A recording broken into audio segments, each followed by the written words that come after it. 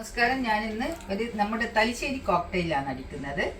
അതിനു വേണ്ടി ഞാൻ ആദ്യം കുറച്ച് ക്യാരറ്റ് നല്ലപോലെ പുഴുങ്ങി വെച്ചിട്ടുണ്ട്. അത് നമുക്ക് മിക്സിയുടെ ജാറിലോട്ട് ഇട്ട് കൊടുക്കാം. ഞാൻ കുറച്ച് പാൽ ഒഴിച്ച് വെക്കുന്നുണ്ട്.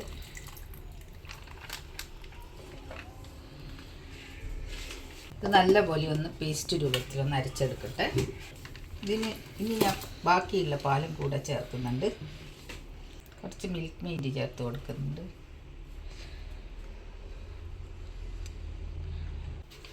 ആവശ്യത്തിന് പഞ്ചസാര ഇട്ട് കൊടുക്കുന്നുണ്ട്.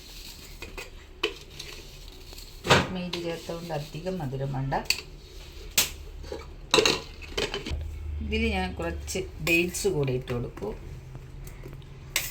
കുറച്ച് കടിക്കാൻ വേണ്ടിയിട്ടാണ്. ഇനി നമുക്കിത് അടിച്ചിട്ട് വരാം. ഞാനിത് എല്ലാം ചേർത്ത് അടിച്ച് വന്നിട്ടുണ്ട്. ഇത് നമുക്കൊരു പാത്രത്തിലോട്ട് ഒഴിച്ച് കൊടുക്കാം. ഇനി ഇതിലോട്ട് ഞാൻ കുറച്ച് ചെറുതായി അരിഞ്ഞ ആപ്പിൾ ചേർത്ത് കൊടുക്കുന്നുണ്ട്.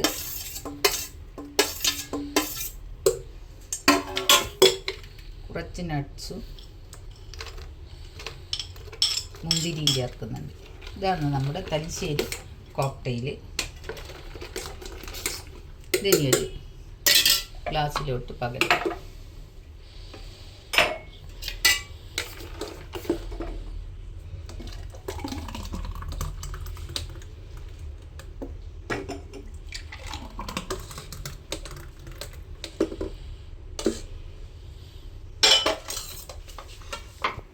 ഇതിലേക്ക് നമുക്ക് ഓരോ സ്കൂപ്പ് ഐസ്ക്രീം ഇട്ട് കൊടുക്കാം. ഇതാണ് നമ്മുടെ തലശ്ശേരി കോക്ടെയിൽ. ഇതിൽ നമ്മൾ പപ്പായ ചേർക്കൂല. പപ്പായ ചേർത്ത് കഴിഞ്ഞാൽ പെട്ടെന്ന് കയ്പ്പ് വന്നു പോകും. അതുകൊണ്ട് പപ്പായ ചേർക്കാറില്ല. നമ്മൾ ക്യാരറ്റ്, ഡേറ്റ്സ് ഇതെല്ലാം ചേർത്തിട്ടാണ് തലശ്ശേരി കോക്ടെയിൽ ഉണ്ടാക്കാറ്.